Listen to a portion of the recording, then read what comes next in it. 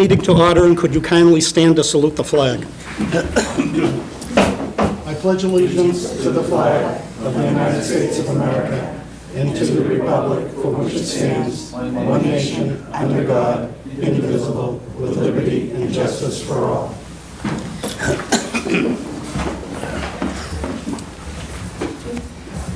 I'd like to welcome everybody to the Selectmen's meeting of May 20th. We have tonight, as you recall, at one of our past meetings, I had made mention of the fire that the fire department had at 500 North Quincy Street. And that particular night, I guess I kind of stole the chief's thunder and went through all the operational issues that had happened that day, so I'm not going to do that today. I'm going to let you go ahead and do that. At that particular meeting, Selectman Woods had made a motion that we invite all the personnel that were involved in the fire, and when you hear from the chief, you'll understand the reasons why. And we wanted to give them recognition.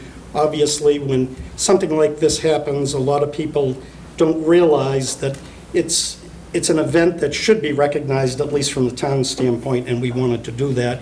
We also have with us today members of the Holbrook Fire Department, as well as the Holbrook Dispatch, who was an integral part of that whole communication operation. So we have with us also State Representative Allison Sullivan, who simultaneously will be giving a citation along. I'm going to ask Selectman Woods to make the presentations as I read the names.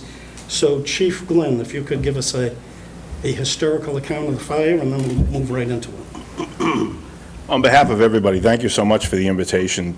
This is such an honor for everybody. April 20th, the evening of April 20th at approximately 11:35 p.m., Holbrook County Communications, our dispatch center, received multiple 911 calls for a building fire at 500 North Quincy Street. For anybody that's not familiar, 500 North Quincy Street's right at the end of town where it abuts Holbrook and Brockton as well. It's a 91 apartment building, and it was built prior to sprinklers being required in the buildings. So that's immediately a building that raises a lot of red flags for us when we hear multiple calls for a building fire. Of the 91 apartments, 90 of them were occupied. We dispatched immediately. Dispatchers did a fantastic job in getting the information out. We automatically called for a mutual aid engine with Holbrook, because a lot of times they can beat us there or at least be equal to us. First arriving units got on scene, and the decisions they made in the first 5 to 10 minutes, no doubt in my mind, saved lives, saved property, and made a huge difference in the income. There were so many mutual aid companies that made a big difference in this, but those initial crews made huge decisions that made a difference. The Holbrook engine got there simultaneously with our first arriving Abington crews. You have 2 on each truck. National standard's 4. So you can imagine, so they're working hard. They implemented hose lines, started to go to approach the fire. They saw a fire coming out of one corner of the building, multiple people evacuating from all different directions, heavy smoke showing. Next engine coming in as they're trying to get a hydrant to start to tap into for water supply beyond the engine. Firefighter Hamadi actually reported that there were multiple people diving out of the 2nd and 3rd floor balconies to escape the smoke. Deputy Driscoll showed up prior to me. He took command, immediately called for a second alarm, which is absolutely a great decision on that, because we knew the manpower was going to be needed on this. And they went into, active mode of what they needed to do, working together. The unique part about this was we had crews, but they interchanged from other departments. At one point, you had one Abington firefighter with one Holbrook firefighter meet each other on a line, go in this way. You had another Abington crew over here working with another person. You had 2 members from the Holbrook crew now doing a search. Everybody worked together, and it was as seamless as you can get under these circumstances, and it was chaotic. I arrived there, and just knowing how labor intensive it's going to be with everything in the chaos that we saw, I immediately called for a 3rd alarm. I had Deputy Postle, the police deputy chief, right next to me, as well as Sergeant Simmons. And we had multiple people coming up to us saying, my daughter's still in there. There's people trapped at the other end of the hall. We can hear people yelling for help. Variety of things going on. So all this going on at the same time. The crews went to work trying to contain the fire, extinguish the fire. Other crews went to do searches. They went on other floors. They were breaking doors down. They were doing everything they possibly could, make sure we get everybody out. It was an incredible call. The teamwork, I can't even put it into words, the teamwork that went in on this. Later on in the evening, again, it continued again. Captain Cotty came in from his home in Middleborough. He immediately took over accountability. Holbrook Dispatch, with all the people they were doing. I think Dispatcher Kearns, he actually came in off duty, was helping Captain Cotty with the accountability, making sure all our crews are accounted for as well. Long story short, at the end of it, we made kind of a little bit of a joke in that when everything was done, we then started sending crews in when it was safe enough to start retrieving pets. And it kind of looked like Noah's Ark coming out. We had one after another coming out with 2 leashes, cats, because people, that's family to them. So they, the crews did a phenomenal job. We got to a point where we realized it was probably 30 to 40 apartments were going to be compromised immediately, and it could be upwards of 100 people. We had the American Red Cross on scene. When we talked to them, they said, this is too big. We can't put them anywhere. We've got to come up with a shelter. Immediately, myself and my command staff, we looked together and said, we got to figure out something in town here. Came up with the Abington Senior Center. At that point, Captain Cotty looked at me and he says, I'm going to call Lindsay Wright, our Deputy Emergency Management Director. I said, I'm going to call Amy Barrett and see what we can do. Little did I know it was 2:30 in the morning at the time. Amy picked up the phone. Her immediate reaction was, oh my gosh, is everything okay? Didn't even click with me at first that there's a mom. She's thinking, why is the fire chief calling me at 2:30 in the morning? And I said, no, everything's fine, but it isn't. And explained it. She said, I'll be there in 15 minutes, and opened up the senior center. Everybody worked together. Next thing you know, the American Red Cross is saying, hey, we got a trailer in Weymouth. We can pull some cots from there. We got it going. Everybody got working on it. I had the chairman of the Board of Selectmen next to me the entire night, and he's just like, whatever you need, we'll get it. And we took care of it. We had the building commissioner, who was in Meredith, New Hampshire, and instead of letting us get someone from another town, he's dedicated to the town. He says, I'm coming home. And he drove home to be there to try to help out, and he showed up probably about 4 hours into the fire. So many people from across this town did so many things. My portion kind of came to a conclusion a little bit, and our departments came to a conclusion. So when we turned the building back over to the management staff, I believe it was 5:30 a.m., 6 a.m., I went to do a press conference, went to the senior center, saw Lindsay, just speaking with everybody. I sat down with the chairman of the Board of Selectmen, with Lindsay. We had a couple of conference calls with some people from American Red Cross. Said, where do we go next? How do we get this done? And there's a lot of people in there that were already in the shelter. They were sleeping. They were trying to get things together a little bit. And then the staff that welcomed them. It's just such an incredible thing to see. I was going on probably 30 hours without sleep. I think everybody, that was involved there, the crews and what they did, they kept people safe, they kept people alive, and there's no doubt in my mind with bad decisions, we would have lost people and we would have had many injuries. We ended up transporting 2 people, one with non-life-threatening injuries, but it's serious. The next one was more of an evaluation. That was it. The person that was really concerned that they had become disconnected from their daughter. Turns out the mom was getting to the point of bedtime. The adult daughter had said to her, hey, I'm heading out for a couple hours, whatever. She didn't hear her. So she was out of the building. So everybody was okay. Everybody was accounted for. I think I looked at Sergeant Simmons at one point, and I'm like, Justin, can you please just, let's see if we can locate her. So there were so many factors involved. I could babble on all night, but I couldn't be prouder of this town and what we do across departments, the dispatchers, the police department, everybody involved. I'm looking at people in the crowd that played a difference that night, and I'm probably leaving someone out, and I do apologize. But my biggest pride, obviously, is in the firefighters that made the initial decision, and that's why we had so many mutual aid companies, but I wanted to make sure we have our Holbrook engine here, the 3 gentlemen that were on that, as well as our first on-scene crews. They made great decisions, no doubt in my mind, but under tough situation, pressure, as well as our deputy chief. So thank you for the invite, and thanks for the opportunity to brag about our people in town, because I couldn't be prouder. I think the other thing I think is important to recognize, too, is the construction of the building, because, as you indicated, it was constructed in the 70s, there were no fire stops up above. Correct. So had the fire got up into the attic, it would have raced through the entire building. So I think it's a testament, as I said previously, to not only from a life safety standpoint, but from a firefighting operational standard, to be able to do all of that and abate the fire from getting up above and creating more of a situation. Well said. So with that, if we could, I'd like to ask Selectman Woods and Representative Sullivan, where did, she was here, I know she was. Oh, there she is. If you could come off, I'll just read off the names. I think we're going to go with starting with the first arriving companies. I get Engine 4, you got, Captain Kevin Finch. Who do you have first? Chief. Oh, well, let's do the chief. Chief doesn't need one. Yeah, that's all right. Chief's gonna get one. Thank you. Thank you. Thank you very much. First arriving, Abington Engine 4, Captain Kevin Finch. Firefighter paramedic Matt Barry.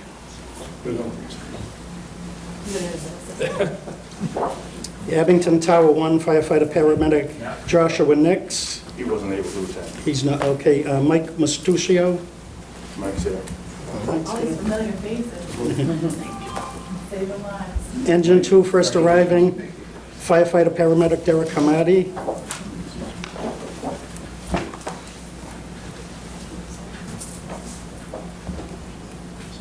Chris O'Toole.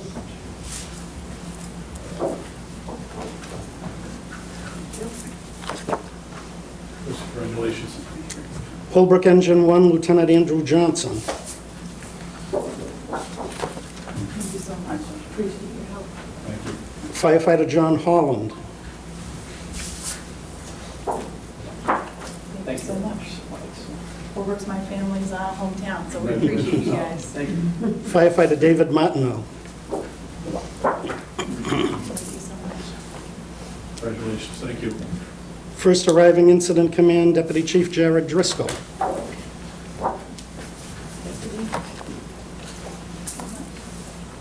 Accountability and Logistics Captain Cotty. He wasn't able to attend. Not attend. Abington Police Deputy Chief Jeffrey Postel. I heard you when I came all the way up from Taunton. I did well, yeah. Good. How's it going in Abington? Soon. Yeah. Thank you. Sergeant Justin Simmons.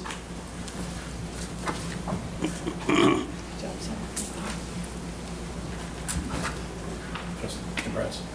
Good job. Officer Jacob Principe. Good job. Officer Gladys Morgan. Thank you. And actually, the star of our day, our buddy Harlow. Officer Harlow gets one too.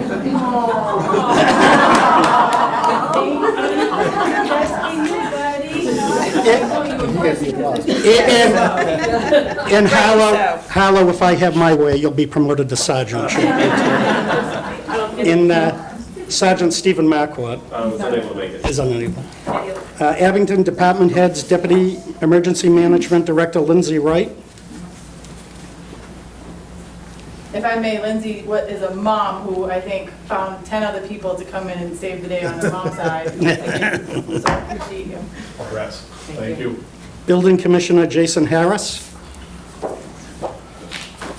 Jason, by the way, who saved a cat. Yes, I had the scars to prove it. Yes, the scratches to prove it.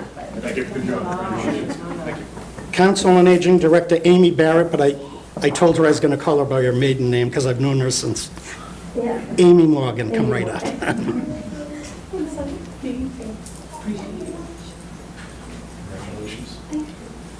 Congratulations. Council on Aging Assistant Robin LaRosie. Thank you so much. Thank you. Congrats. Thank you. Council on Aging Assistant Michelle Fatoni, I'm sorry. Thank you. Thank you. Congrats, Michelle. Thank Thank you. Animal Control Officer Joe Kenny. Thank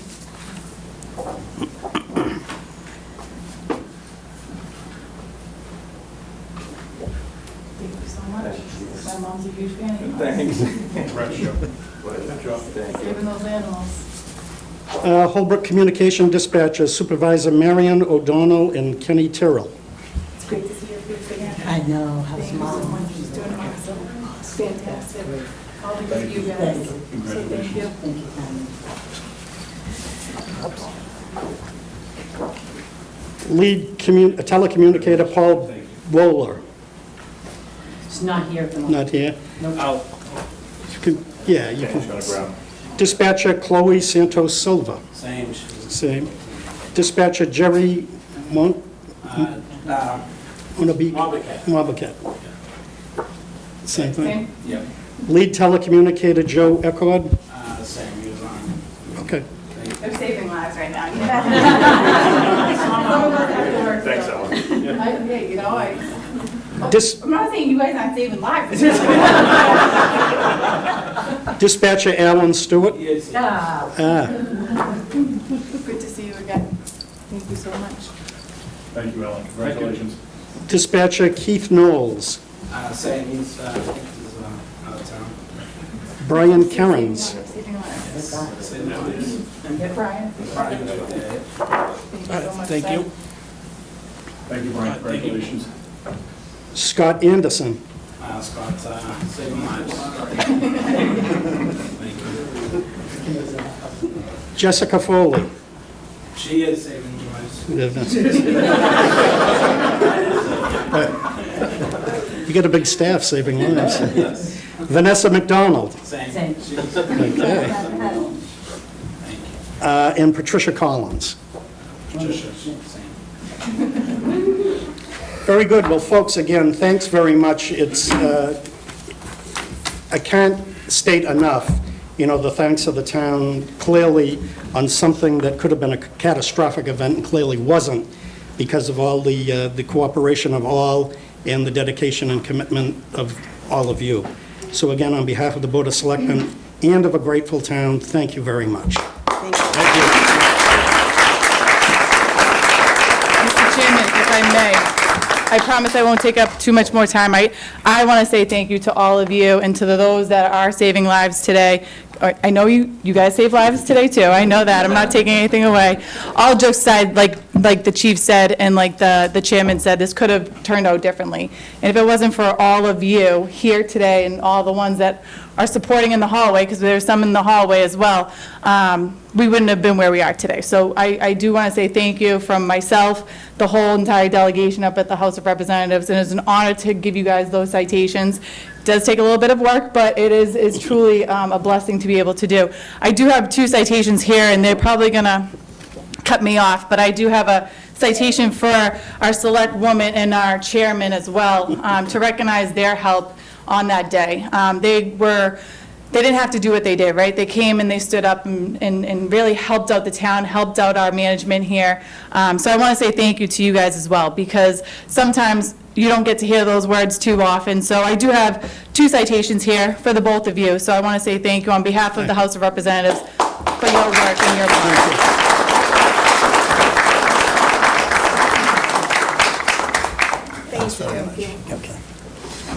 Very good. Well, thanks again, folks. We appreciate all your efforts. And Harlow, the next time we see you, I want to see a gold badge on you.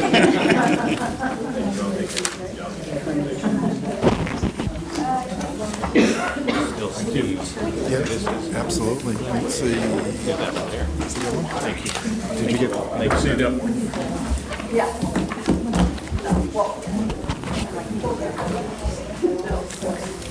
The hour of 6:30 having arrived and gone, we have a joint meeting with the Board of Assessors and the Board of Selectmen to fill the vacancy on the Board of Assessors until the 2025 annual town election. If you want to come up, that's fine. Sure.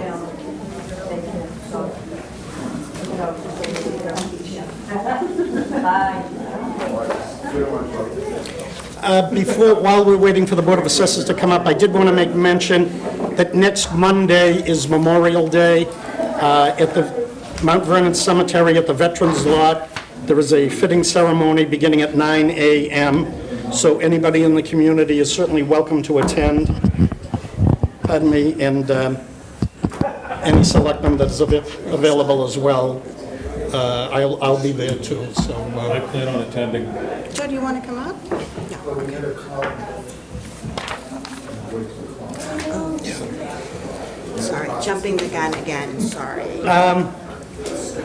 So we're meeting, a joint meeting of the Board of Assessors, and we want to recognize the Chairman, Larry Keough, and Member Ian Welch are here with us. There is a vacancy in that nobody filed for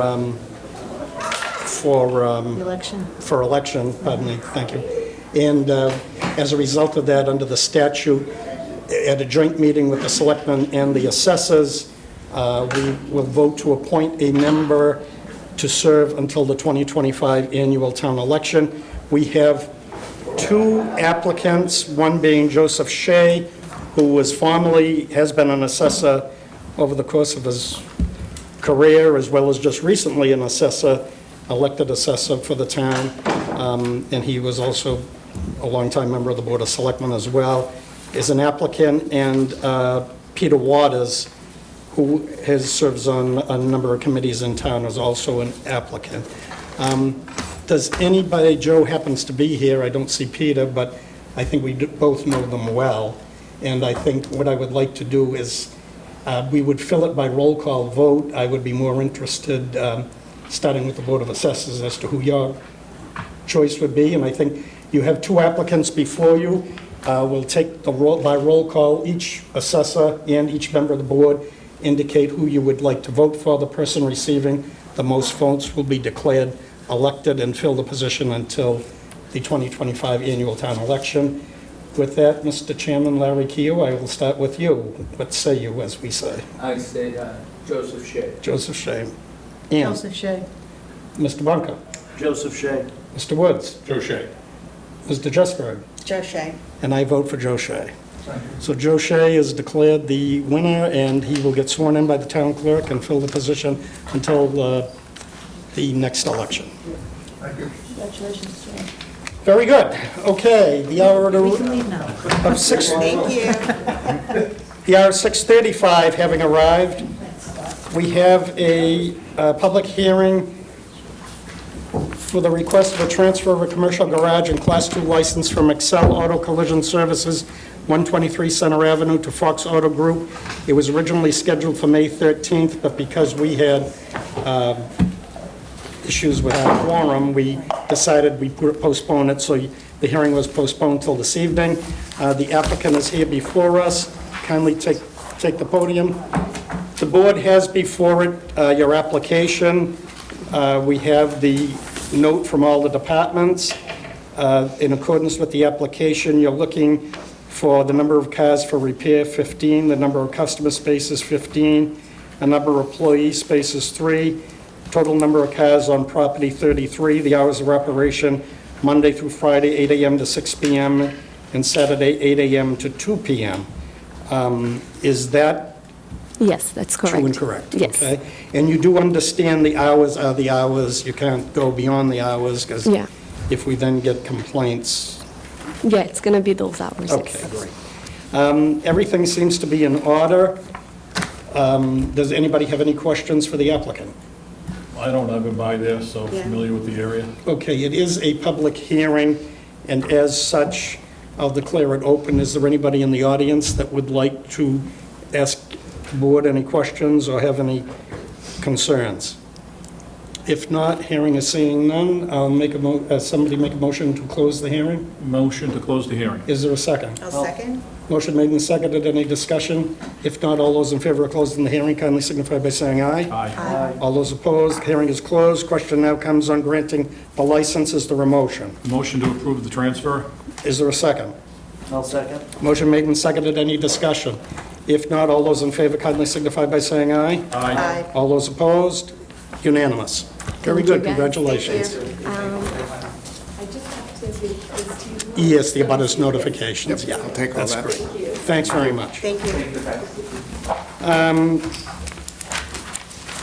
Approval of the minutes of April 29th. Do I hear a motion from the board? Motion to approve? Is there a second? I'll second. Motion made and seconded. Any discussion?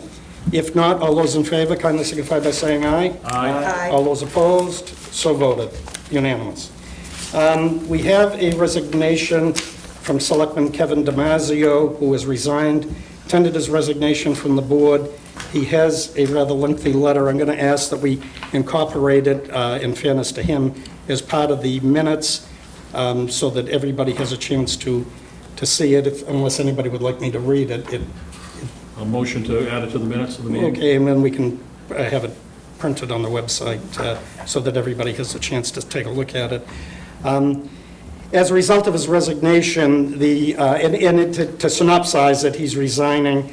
He's served the community for the past 6 years. He has resigned for personal reasons, and as again, we'll make sure that that's part of the public record.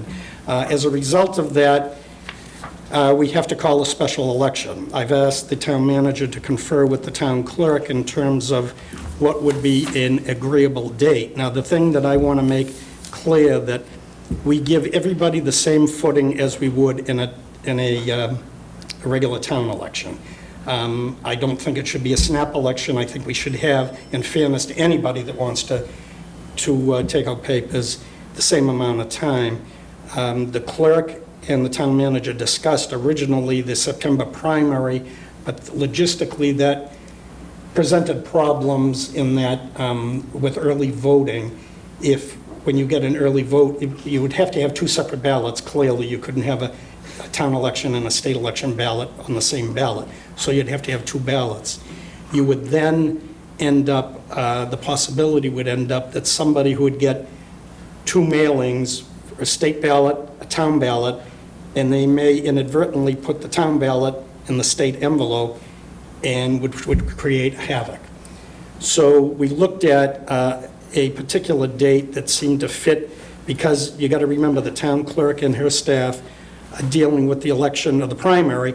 It just doesn't end there. They still have paperwork and cleanup to do. So it's not as simple as just saying, well, why can't we have it the next week? So pretty much agreed upon a date of Saturday, September 21st, would be the proposal to call the election, for the special election for the purposes of filling the vacancy caused in the Board of Selectmen caused by the resignation of Mr. Damasio, which would be until the 2025 annual town election, because his position would have been on the ballot anyway for a full 3-year term.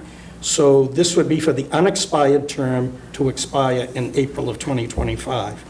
As a result of that, if we do decide to call the election for September 21st, the nomination papers could be available tomorrow morning, and that they would have to be due back to the town clerk by no later than August 5th at 5 p.m. The clerk had some recommendations on the time the polls would open. Now, ordinarily, polls are open 8 a.m. to 6 p.m. However, because of early voting and the fact that this is a one-issue election, if you will, history, and the town manager can jump in if I'm misspeaking, but history has dictated from the election standpoint that after noontime, it kind of wanes off because a lot of the people have already voted. And the clerk was originally proposing 9 to 3. I really think we should stick with the 8 a.m. time frame. And and I understand her reasoning, we could either go 8 to 4 or 8 to 6, but I'll throw that open to the board, to have that discussion. Early voting will be still available at Town Hall beginning in early August, once after the deadline for filing, so they know they can have the ballots printed clearly. And then the mail-in ballots would be due back to the town clerk by September 20th, which is Friday, the day before the election.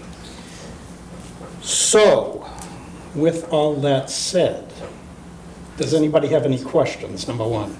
No questions. Does anybody have any thoughts as to the date? We can, we can take one motion to call the election for the 21st, if that's what we decide, and then encapsulated in that motion could be the polls will be open from blank to blank. So does anybody have any concerns about the hours? I'll be honest, I agree with everything about the hours, but I still think the hours should be 8 to 6. Because I don't disagree. to be Because honest.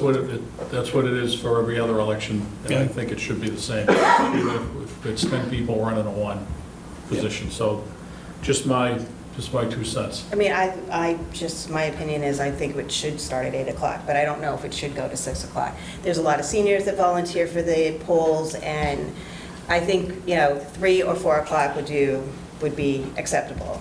That's just my opinion. And I will say, Ed, just to add, if you know, it probably runs over $600 an hour between workers and police details. So that's kind of one of the reasons we originally looked at it and were recommending closing it a little earlier. As the chairman said, most people did actually the large majority came in through the mail. And then on actual election day, most folks were there early in the morning. So that was just clearly, again, just looking, this is an unexpected Right. extra expense. And that's why we were thinking maybe the reduced hours. But obviously, the town clerk is happy to do whatever the board wishes. Well, why don't we take a vote? Go ahead. I'd like 8 to 3. 8 to 3. We really like 8 to noon. You guys aren't standing out front this time. No, but we just went through it. Trust me, 8 to 9, it would be The sun perfect. won't be as strong though in September. All right, how about, let's do this. I'll accept a motion to call a special election for Saturday, September 21st, 2024, for the purposes of the record to fill the vacancy caused by the resignation of Mr. Damasio for the unexpired term of office until April of 2025. That'll be the first vote. Is there a motion? So moved. Motion made, is there a second? I'll second. Motion made and seconded, any discussion? If not, all those in favor kindly signify by saying aye. Aye. Aye, all those opposed. I'll just say, to make it easier, I'll go along with the 3 o'clock. I think it should be 4. Well, that's what's, Yeah. the money thing is making a difference to me Yeah. now, so How about can we do this as a compromise? Can we, for this particular election, try 8 to 4 and see how it goes and what type of feedback we get back? And that it may be something, and I would have to check the bylaws. I don't know if we have to have the town election open 8 to 6. Statutorily, we have leeway. I don't know what the bylaws say. I don't know. But why don't we do this as an experiment, trial run type thing? I'll make a motion that we do the hours of 8 to 4, as long as it falls within a acceptable bylaw. Yeah, I think, yes, okay, motion made, is there a second? I'll second. Motion made and seconded, any discussion? If not, all those in favor kindly signify by saying aye. Aye. All those opposed, so voted. So just to recap, the special election will be Saturday, September 21st. Nomination papers will be available tomorrow morning in the clerk's office. They will be due back here into the clerk's office by 5 p.m. on August 5th. The polls will be open at the Beaverbrook Elementary School, 8 a.m. to 4 p.m. And early voting will be available at Town Hall beginning in August. The mail-in ballots will be sent out to registered voters in early August, and everything, the mail-ins will be due back to the clerk the Friday before the election, which will be Saturday, the 21st. Does that make sense? And the last day to register to vote for the special election is September 11th, Okay. if you're not registered. All righty. That answers that. Number 3, vote to fill a vacancy on the Plymouth County Advisory Board. Mr. Damasio was our representative to the Plymouth County Advisory Board that meets once a year to actually vote on the budget for Plymouth County, and it has to, by statute, be a member of the Board of Selectmen. So, I'll volunteer if no one else wants it, but I would love somebody else to want it. yeah, I somebody... volunteer. You got Roger it. Woods. See, I knew you. Paul, would you like that? That's why I tried to do it. It's June 6th is the... You can try it out this year. If you don't like it, I'll do it next year. How You can have it now if you want. All right. June all right. 6th. June 6th. All right, Mr. Jesberg moves that Mr. Woods be Yes. appointed the representative of the Plymouth County Advisory Board. Mr. Bunker seconds. Any discussion? None. None. All those in favor? Aye. Opposed, so voted. We have item number 4, to approve the issuance and details of a loan from the Massachusetts Clean Water Trust and sign the interim loan note and closing documents. This is $7.2 million that we're borrowing from at 0% interest, actually for the PFAS issue for the water plant, and we just need to formalize it and execute the documents. I'll accept a motion to do the same. Motion to approve? Is there a second? I'll second. Motion made and seconded, the verbiage of which is incorporated in the documents and will be made part of the minutes thereof. Motion made and seconded, any discussion? If not, all those in favor, kindly signify by saying aye. Aye. All those opposed, so voted. Items 5 and 6, we're putting off till June 24th meeting. We have an update from the town manager on the Center and North School, please. So right now, there's a couple things going on. One of the big things is we are relocating the DPW over to the North School as soon as we begin the Phase 1 of the construction project for the co-located fire headquarters and Department of Public Works. So we are going to hold off on that because the idea here was to put those out as a package. And it's just, I'm not sure how long that it's going to be, but it'll probably be at least from when we start Phase 1, close to 2 years before we're ready to vacate that North School. So we will continue working, getting some of the documentation together and getting things ready. I think there might be some legwork that we can do. The consultant that I've been working with has been the consultant for most communities on developing their MBTA zoning that's been required. So she's been fairly straight out and very, it's been hard to get this process going anyways. But right now, I think we just have to hold off until we get further into the other project, to the fire DPW project. Well, it makes sense, so we don't have to lease somewhere to put the highway department. Exactly. In construction, so. Yep. And like I said, and during that time period, the big difficulty with this whole project is historical tax credits that will be involved that will incentivize a developer to actually want to do the project. So we can continue to work on whatever we have to do to get those buildings listed as some sort of historic building. Okay. That's it. And the town manager's report. Yeah, I mean, really, we've been working on year-end closeout. You'll see, later in next month, I believe in that second meeting, one of the things we've been working on, the auditors will be here and they'll discuss what our financials, again, that's mostly what happens this time of year, is just kind of close out everything and start the projects that are going to begin in July. So putting together bid documents, things like that. Yeah, and just so you, I'm going to pick up where I left off on the reconciliations too. So if you could just tell them and the treasurer, I'd be wanting to know from report as to how we're doing with the reconciliations. And also before you go on, before I forget, the chairman of the Rockland Selectmen had again contacted me a couple days ago, reminding the board that he's invited all of us to participate in their 150th anniversary parade on June 15th, Saturday, June 15th, at Step Off at 9:30, form down at, used to be Glummy's Garage, it's now Larry's, down near Bigelow Street, Bigelow and Union.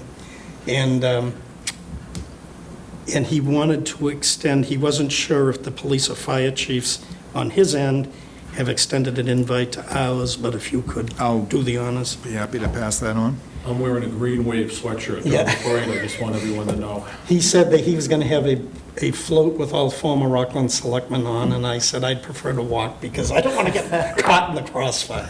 I'm just kidding. I'm just kidding. I can say that because I was town administrator over there. So, all right. With You can that, drive my, oh, your little, yeah, your Oh, little there we go. koozie thing there. With that said, Motion to adjourn? we will, yep. Before we do, Oh, yeah, Paul had a something. couple things I have. Starting yesterday, this week is National Department of Public Works Appreciation Week. So just if you see somebody from the DPW out and about town, just thank them for the work they do, because a lot of the stuff they do goes unnoticed. Also, I received an email today for the other board I'm on, which is Conservation. One of our members, Alex Leary, tendered his resignation effective today. He has, I think same thing, his term is up in 2025 as well. Okay. I'll make a motion, we send Alex a letter thanking him for his service. I know he's Absolutely. become a firefighter in Walpole, so congratulations Yeah, very much for so. that, so. Motion made, and the second, all those in favor? Aye. All those opposed, so voted. And thank you to Alex for his years of service, and congratulations on his new position. And one last thing, I received a complaint yesterday, I haven't had a chance to go take a look at it, up at Center School, the playground. I guess some of the equipment might not be safe. I don't know if somebody can go take a look at it, because if somebody gets hurt up there, the town is still on the Yeah, hook. if you forward that over to me, that'd be Okay. great. I'll get it over to John Stone, have him take a look. That's all I have. Okay, and the September, just a reminder, the firefighter Sunday is September 9th. We're meeting, excuse me, June 9th. We're meeting June 10th. Rockland Parade is June 15th. We will meet June 24th, and then go on some schedule after that. So we have a lot for the 10th and the 24th, so just be aware of that. And otherwise, Fireman Sunday is at the senior center, I at the believe? senior center, yeah. Other than that, a motion to adjourn? Motion to adjourn. Is there a second? I'll say. second. All those in favor? Aye. Opposed, so voted. 7:11 PM.